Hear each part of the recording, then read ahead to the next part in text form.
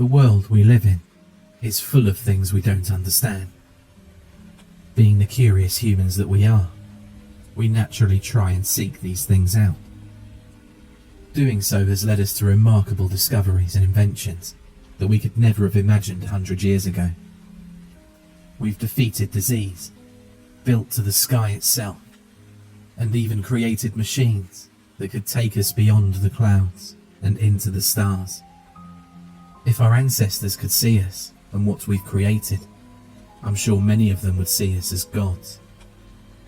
Our innate curiosity and lust for knowledge has not always led us to greatness, however. True evil and darkness have also been uncovered in humanity's conquest of knowledge. And in the end, I fear this evil will be our doom. I don't say this from the standpoint of a great philosopher who has sat and simply pondered things either. No. I say this because I have seen it, experienced it. I was a part of it. The event I'm about to relay to you is true in its entirety. This I swear. I feel certain this will fall on deaf ears, and many of you will believe this to be just another spooky story meant to give you cheap thrills. But I promise you, this is neither my intent nor my purpose. The purpose of this story is to simply warn you of what lurks beyond the veil of what we can see and understand, to show you what awaits us in the darkness, even if I don't understand it myself. What I'm about to tell you has happened, and I feel certain it will happen again. In 1971, a not so well-known scientist began preparations for an extremely secretive project, known simply as the Harbinger Experiment. I'd like to keep the identity of the scientist a secret for personal reasons, so throughout this recounting, I'll refer to him as Zimmerman. Zimmerman's background is unclear at best beyond 1971. All that's known about him before that time is that he grew up somewhere in Maryland, with a strange fascination of the occult and supernatural. This later made him an outcast among his fellow scientists, due to how scoffed upon the metaphysical was, and still is, at the time.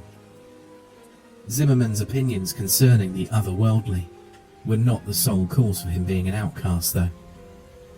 It was his methods that made him widely unaccepted among his peers. Zimmerman was well known during his time for being ruthless and cold beyond measure. He never cared about the means. All that mattered to him was results, and if he predicted the results to be valuable enough, anything would be worth obtaining them. It was this insatiable and brutal lust for the truth that made him feared among those that knew of him. And the few that knew of him and did not fear him believed in him and followed him and his work closely. The word Harbinger itself has such a mysterious and intimidating taste to it. Maybe it's the way it rolls from our tongues, or maybe it's simply due to its association with the project. But the word always seems to carry a certain amount of doom with it, which would make sense. The word itself means to warn or forebode. I can't imagine Zimmerman's reason for giving the experiment this title, but in retrospect, it fits perfectly. Zimmerman came to a select few, me being one of them. He told us he was working on something big, and he needed people who could keep confidentiality and not spread idle gossip of his work. While he didn't fully trust some of us, he did know that we were professionals, and that for some reason or another, we were all in dire need of employment. I'd worked at the local clinic as a doctor, but I was caught stealing medication and was promptly fired. This left a very dark mark on my resume, so work was hard to find. I was also a native to Alaska and lived near where the experiment would take place, so I guess you could say I was a convenient choice. As you can imagine, I jumped at the opportunity. It was hard not to when I saw the payout. 15 of us were hired in total. Some were colleagues of his that had been working with him for a while. Some were maintenance workers, and a few were hired as private security. I was the only medical professional to be hired. It's still a wonder to me how he even attained the funds necessary for the experiment. I wouldn't be wholly surprised if his financing was not entirely legal. But legal or not, I needed the money, and he was paying. Looking back, it's a decision I've come to regret. After he obtained his money, he used it to buy a relatively large plot of land deep in the frozen wilderness of Alaska. And upon that piece of land, he built a concrete structure, not dissimilar to a bunker in fact. The sole difference being that its goal was to keep any potential damage contained within the structure, rather than keeping it out, as he put it. Most of the structure dug underneath the earth, which had the effect of making the underground complex seem so much smaller than it really was from the outside, as would be expected. There was only one way of entering and leaving the underground structure, and it was via a ladder that led from a small, unassuming concrete building on the surface, which I'll refer to from now on as the entrance building for convenience, to the network below. After everyone had gone to bed at night, the hatch that contained the ladder would be sealed off with a very large and thick metal lid. Zimmerman was very strict about this.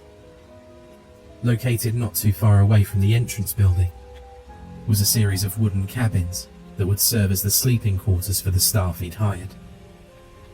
Compared to the entrance building standing on the surface, the underground system was massive. At the centre of the complex was the control room. This is where all of the facility's electronics and such were linked to. This included security cameras, lights and door controls. Consoles, monitors and computers lined the walls of this large central chamber. This is also where the ladder in the entrance building connected to in the underground complex. Connected to the control room were 3 doors. One led to a smaller room that served as the infirmary. Another door led to a break room, and the last door led into the hallways. The hallways are where the complex began to feel extremely eerie. For some reason, they were laid out in an extremely confusing scheme that led in circles and to complete dead ends. These hallways made up a vast majority of the complex, and it would be very easy to get lost in the maze if you were unfamiliar with it. But if you knew where you were going, you'd find yourself standing before one of 3 8-by-8-foot rooms before long.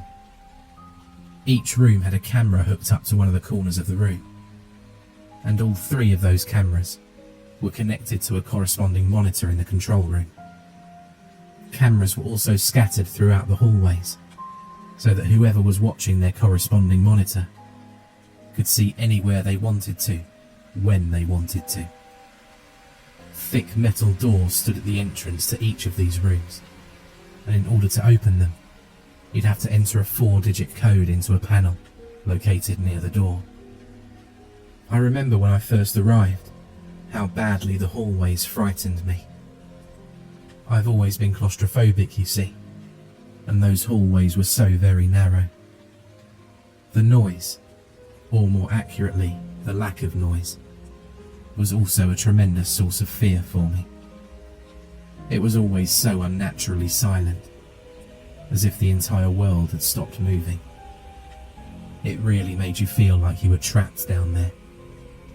Thankfully though, I only rarely ventured into these hallways, for I was the only medical professional in the facility, and I had virtually no reason to go into them. In the beginning, I found it so peculiar that he'd ask for someone like me on a project like this, but by the time it was all over, I understood why. The official purpose of the Harbinger Experiment was to test and observe the effects of extended isolation on the human mind. This is what was listed on reports being sent out, at least. But unbeknownst to all those who were not participating in the project, excluding the subjects, the true purpose was much darker. Like I said before, he always had an obsession with the occult and supernatural. He sought to prove himself to those who did not believe in him. He wanted physical proof that the supernatural was a real phenomenon, and he wanted to be the first one to attain said proof. The true purpose of the Harbinger Experiment was to find proof of the metaphysical, a world we could not see. The thought of doing this was naturally a tad bit daunting, and even scary. But it was his method of doing so that was truly terrifying. Zimmerman believed that he would be able to open a portal between worlds momentarily, allowing 3 random entities to cross over to our world. And each one of these beings would be trapped within one of the 3 rooms. He had the theory that any entity would try and latch on to the nearest living thing that had the capacity for it. He wanted to use this technique to trap a spirit in a physical form by allowing it to enter a living being that was injected with a compound mixture of his creation. In theory, this compound would keep the entity from simply leaving whatever it was attached to. The only way it could leave a host who had been injected was through death. According to Zimmerman, the host would have to be something living, with a will strong enough to survive the possession. And there's only one known species that possess the amount of will required for this: humans.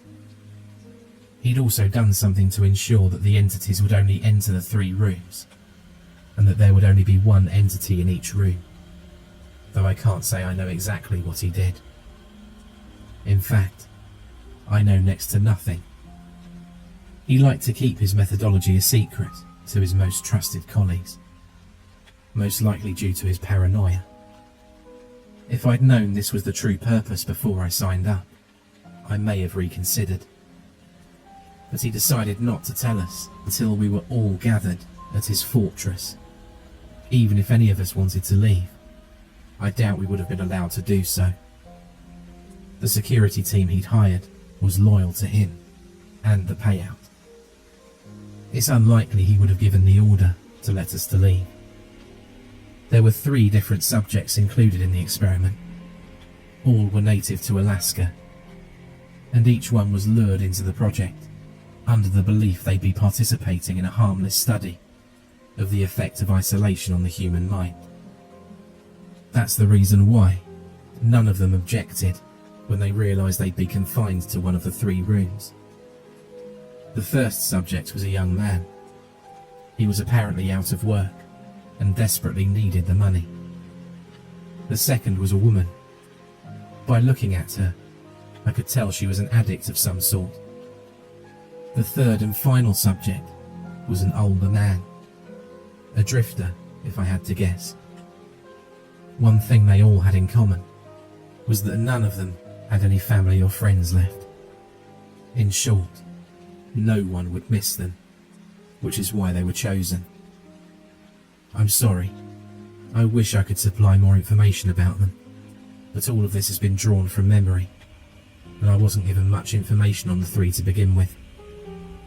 The experiment didn't officially begin until 1987, 16 years after its original announcement. I was eager to begin with, so I packed up and headed out to the complex as soon as I could. I arrived there a week before the subjects had even signed up, and a whole month before the project even began. I wasn't the first to arrive by any means. When I got there, Zimmerman, his colleagues and the security team had already arrived. I suppose you could say I was among the people that Zimmerman didn't trust to arrive first. On October 15, 1987, all the preparations were in place. The subjects had been sealed in their rooms. The cameras, lights and speakers were fully operational, and all the staff members had settled in. The time had come for the experiment to officially begin. He asked everyone to report to the control room around 9 p.m, to witness the beginning of the experiment. He wanted everyone to be present when he proved that all of his theories had been correct, and he wasn't just a madman. He wanted us all to see the fruits of his labour. When everyone had finally gathered in the large control room, he turned to us and simply said, "Observe." He then turned his back to us, leaned into the microphone, and then he began chanting in a strange language that I feel certain that no one but him could understand. We all observed the 3 large monitors on the walls, silently waiting for something to happen. The subjects all stood in their rooms, dumbstruck by his chanting, staring at the monitors with confused expressions on their faces. After about 5 minutes, I felt something awful. I can't explain what exactly it was, but a horrible feeling of dread washed over me, riddling me with fear. It was then that the ground actually began to shake subtly, and the lights began to flicker. Zimmerman continued chanting into the microphone as if nothing was off or wrong, while the subjects began dashing around their rooms, screaming for help. Then suddenly, the ground stopped shaking, and the monitor's image turned into static. The air began to become very heavy as we all stared at the monitors, waiting for them to regain their image and show us what was happening, or had happened, in those 3 rooms. For a while, all was silent, but then there was screaming. The screams of a woman going through unbearable pain began to echo through the compound. The similar screams of men began to coincide with the woman's terrified screams, and together they mixed into an awful symphony of pain and fear that beat mercilessly into our ears. Those of us who were here for the money began to give each other scared looks, while those loyal to Zimmerman seemed completely unfazed. We wanted to leave and never come back to this awful place, but we all knew deep down he'd never allow that to happen. We were here for the long haul. There was no escape.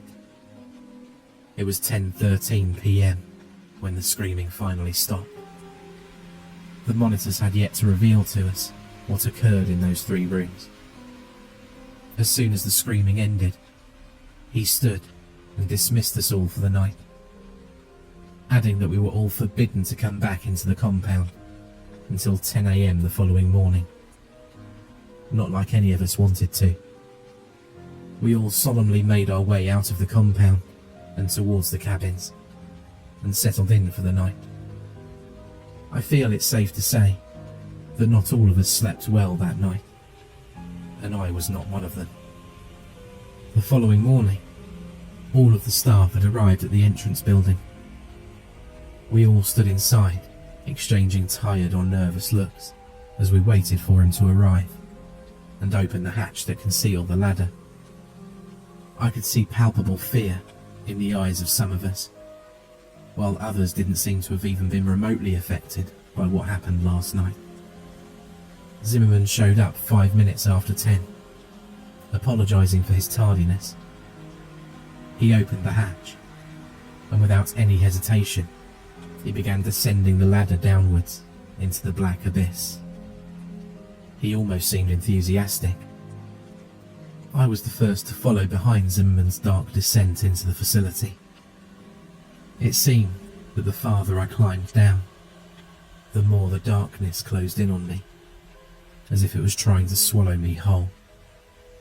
And as I climbed deeper, I couldn't help but feel that this place was different somehow. While before, there was only the unsettling concrete hallways and rooms, now there was something else. Something made the eeriness feel so real and personified. I felt like a horrible and gruesome scene awaited us down there, but I continued climbing downwards, despite my fear and my hesitation. This was no longer just a spooky bunker. There was darkness and malevolence in the air. A true evil now lived here, and I could feel it. We all could. I finally felt my foot touch ground and let out a silent sigh of relief. Almost as if on cue, the light bulbs came alive, dousing the room in their warm and welcome light. He must have turned on the power, I thought. I allowed myself to take a couple of seconds to examine the control room. It was exactly as we'd left it last night, for which I gave a silent and thankful prayer. It was almost as if nothing unusual happened. I shook myself from those thoughts as I remembered the static-filled monitors from the night before. I let my eyes slowly make their way towards the monitors on the wall, anticipating the grim and fearful scenes that would be on them. My attention was first grabbed by monitor 1 and 3, which was still pure static. It would have been a small relief, but then the motionless image on monitor 2 caught my eye. Room 2 was entirely still, and everything seemed entirely untouched. I couldn't help but gasp as I noticed the only thing that was different. The woman lay in the centre of the small concrete room. An expression of fear and terror was frozen into her gaunt face as she lay silent and lifeless on her back. Zimmerman's expression turned angry when he saw this. He ordered that the second monitor be turned off, and it was. We didn't ask why. It's not like any of us wanted to see the dreadful scene any longer. He also ordered that if the images in monitors 1 and 3 didn't return in the next 2 hours, the security team would be sent to investigate. The team nodded. They made it seem as if they had no fear, but I could see it in their eyes. The subtly loud tick of the clock was the only sound that echoed through the control room while I stared at the monitors. An hour and 50 minutes had gone by, and all I could see was static. All of the other staff members were working except me. This was because the project had been completely injury-free so far, so I essentially had nothing to do but wait for someone to hurt themselves. Zimmerman, a couple of his colleagues and I were the only ones that occupied the room. They quietly chatted amongst each other on the other side, while I spent my time reading and pondering the situation I currently found myself in. I'd clearly made a mistake coming here. The corpse lying in room 2 was evidence enough of this, and God only knew what awaited us in rooms 1 and 3. My thoughts were soon interrupted as monitor 3's image returned. The clear image, now displayed on the screen, made everyone's eyes noticeably widen. What was displayed on the monitor was horrifying. A humanoid thing stood in the centre of the room, staring directly at the camera, unmoving. It was wearing the jumpsuit that Subject 3 had been issued, but this clearly wasn't the same man that entered. What caught my attention first was its eyes. They were solid black and twice the size of normal human eyes. They seemed so endless and so cold. Its head had also grown with the eyes in such a symmetrical and unsettling manner. The being had shed all of its hair, and even from the monitor, I could see how unnaturally smooth and clear its skin was. It had also seemingly grown in height and stature, which could be seen in the fact that the jumpsuit was obviously too small. Its limbs had grown especially long. Its arms hung almost as low as the creature's knees. What we were looking at was in no way the same man we sent inside. Fear. Fear was all I felt as I continued to stare into the monitor at the thing in the room. And my fear seemed to be shared by those around me, which made me feel kind of good. It may sound awful, but it was a bit satisfying to see that Zimmerman and his colleagues could feel fear too. But at the same time, it was worrying, because this showed that this was not part of his plan. Something had gone wrong.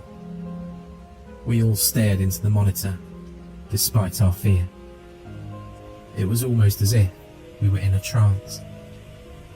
My already present fear began to grow and spread rapidly through my body, as I became lost in the creature's eyes, trapped in its terrifyingly hypnotic gaze.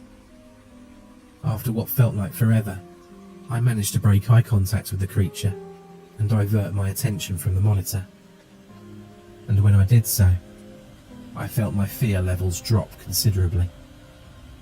After a short while, he ordered his security team to make their way to Subject 1's door, just as he said he would do.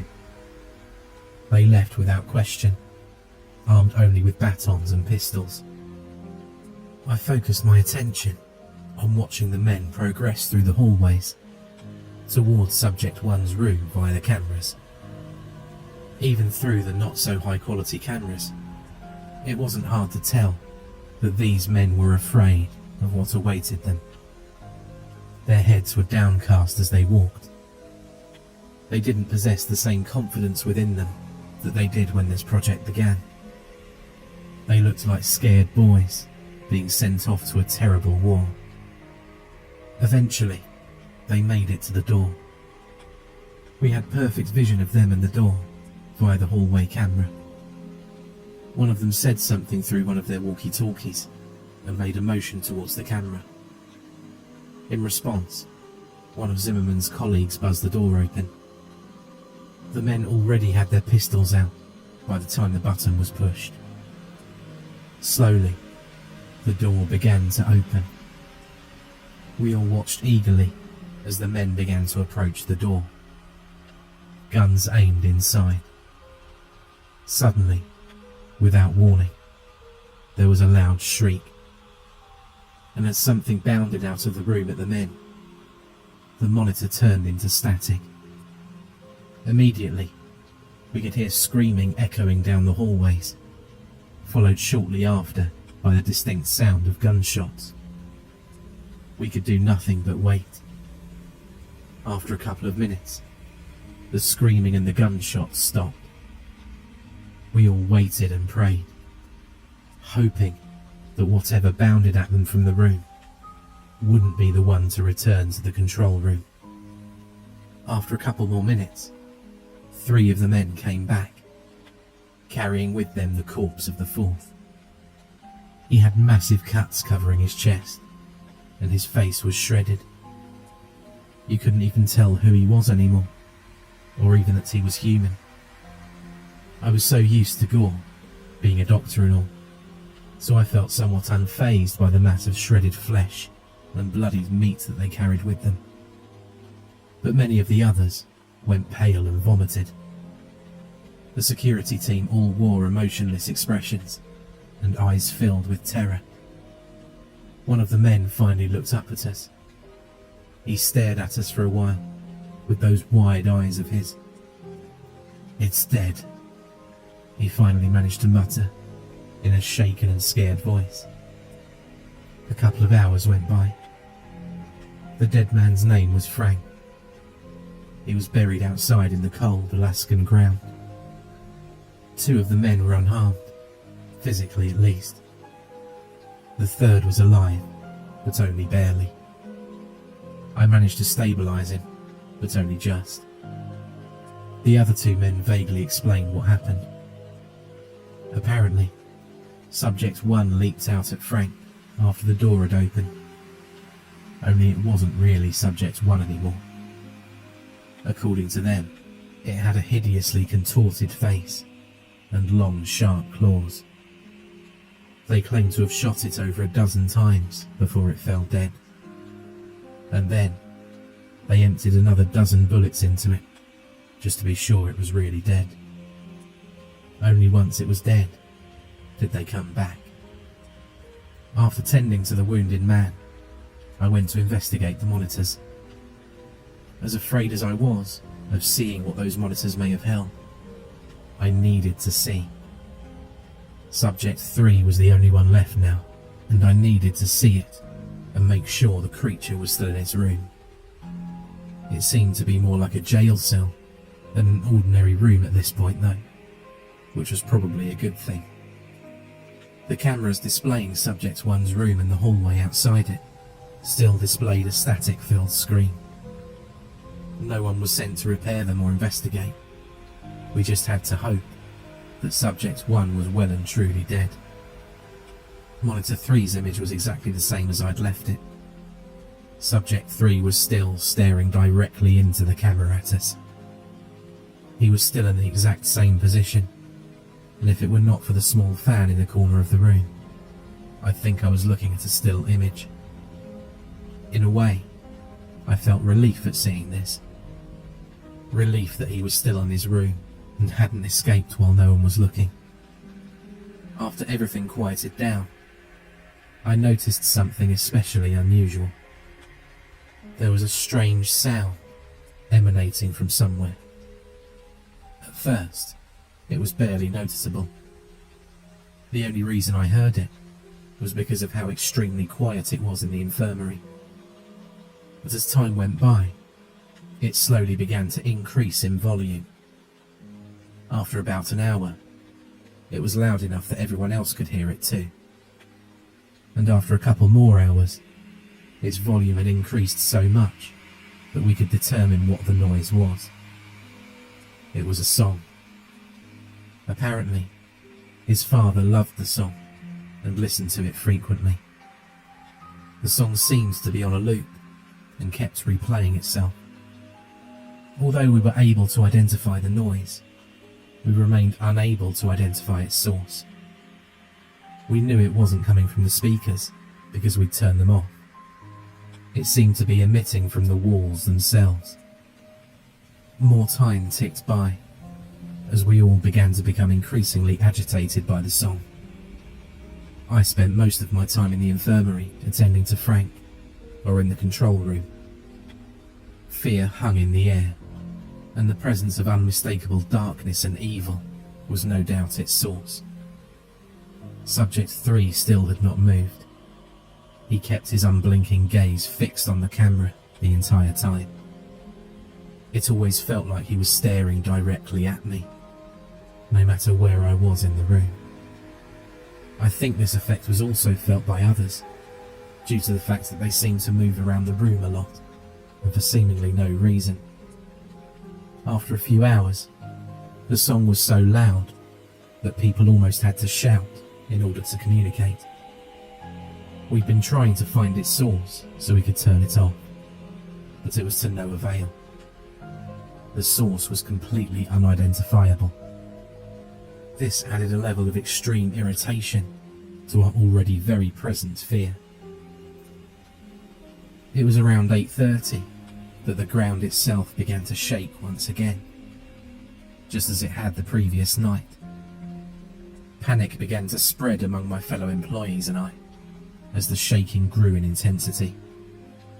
During this, I had the sudden instinctual feeling to look over at Subject 3's monitor.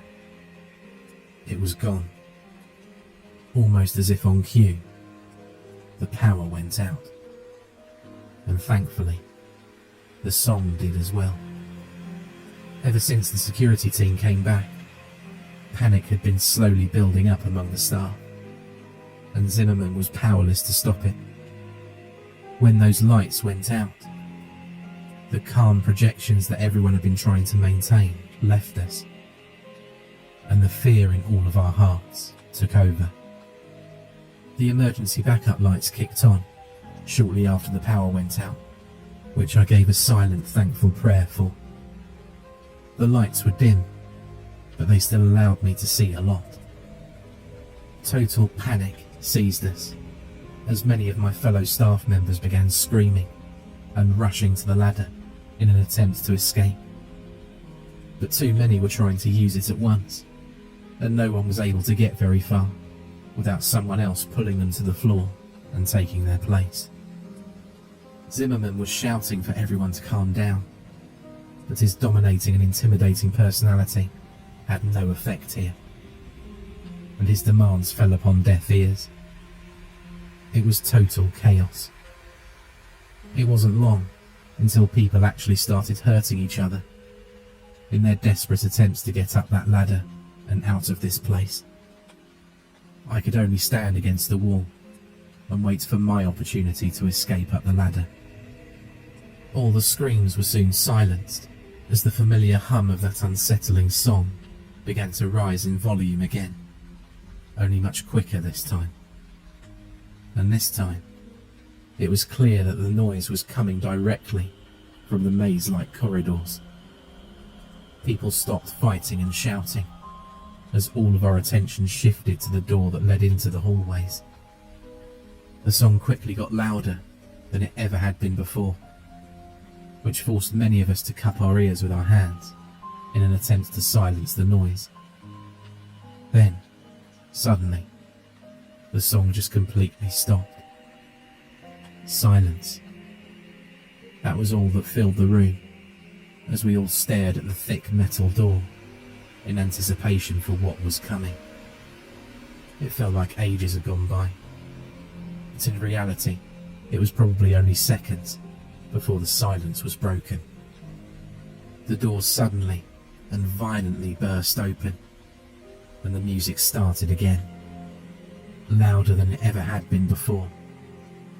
The suddenness and the volume caused many of us to recoil by falling to the ground and grabbing our ears in an attempt to block out the noise.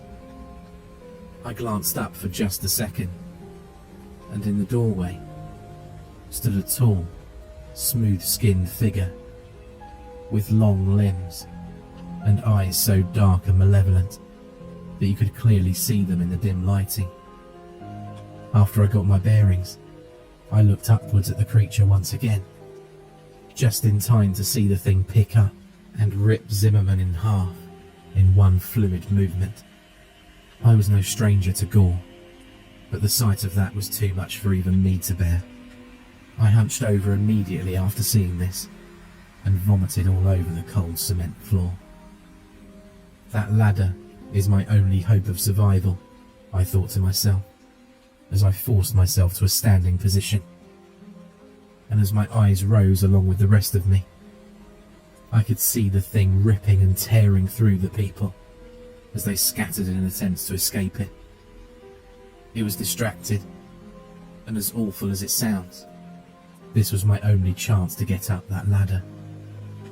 I forced my legs to move towards it, trying to block out the terrified screams of my fellow staff members and the unbearably loud music. I could hear gunshots coinciding with the screams and terrible sounds of flesh being ripped apart somewhere in the mess of noise. I reached my hands outwards and felt a wave of relief wash over me as my fingers came into contact with the hard metal rungs of the ladder. I gripped them and began to climb upwards as quickly as I could in my disoriented state, all the while praying that the monster would not see me, pull me off the ladder and back into the slaughter.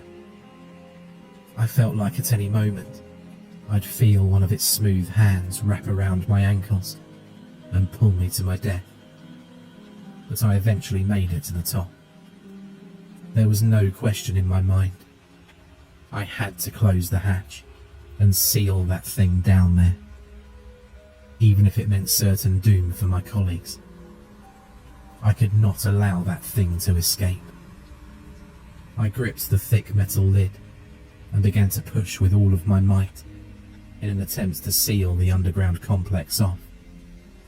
Despite how dense and sturdy it was, the lid was surprisingly easy to move, and it didn't take very much effort to push it over the hatch, even in my weakened state. In seconds, the hatch was completely covered by the dense metal lid. I collapsed on my side and began to vomit some more as exhaustion overtook me. And as I lay there, I realised something. Aside from my laboured breaths, the only thing I could hear was the faint echo of that song from down below. I felt as though I'd lose more of my sanity if I continued to lay there and listen to that song. So I once again forced myself to my feet and began to make my way to the wooden lodge I'd stayed in the previous night. It was where I'd left my baggage and also where I'd left the keys to my truck. Of the 15 staff members that took part in that forsaken experiment, I'm the only one who survived. I've never returned to the awful place where all of this happened, and I don't intend to. The project was very secretive, and Zimmerman was the only one who knew all of the details.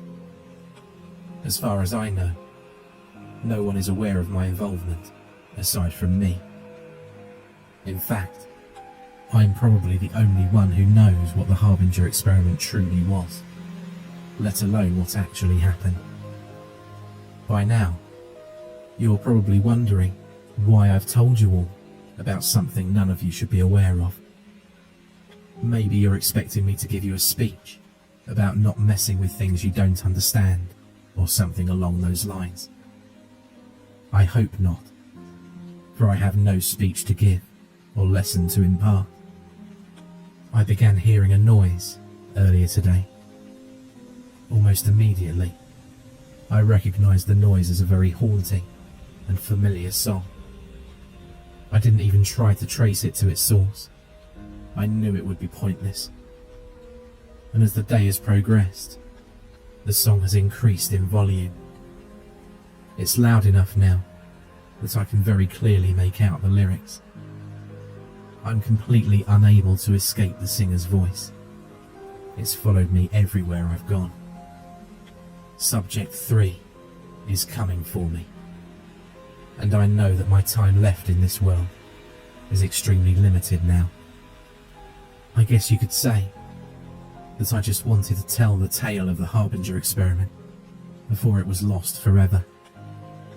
I hope that you will take some lesson from what I've recounted to you, but I think we both know you won't. Let's be honest. You don't believe a word of what I've just told you, and I don't blame you. I wouldn't believe me too if I were you. To you, this is nothing more than something to get your cheap thrills from. You were probably mindlessly surfing the internet when you clicked a link and found yourself here, wherever here may be, hearing this story. And to be honest, I don't care if you believe me or not. Even if you do, it probably won't stop you from trying to uncover the truth of a darkness that few of us have ever seen. It certainly never stopped Zimmerman. If you want a lesson, look at what happened to him when he went seeking the truth. I pray that none of you will ever discover this truth. I pray that none of you ever have to see the evil that I've seen. I hope that you all get to live in ignorance of what lies beyond the veil of what we can understand. It's here now. I can feel its black eyes burning into me, just as I could all those years ago. I'm as much to blame as Zimmerman is for the monstrosity that's now free to roam the world, even if I wasn't the one to create it. I'm sorry. Please, forgive me.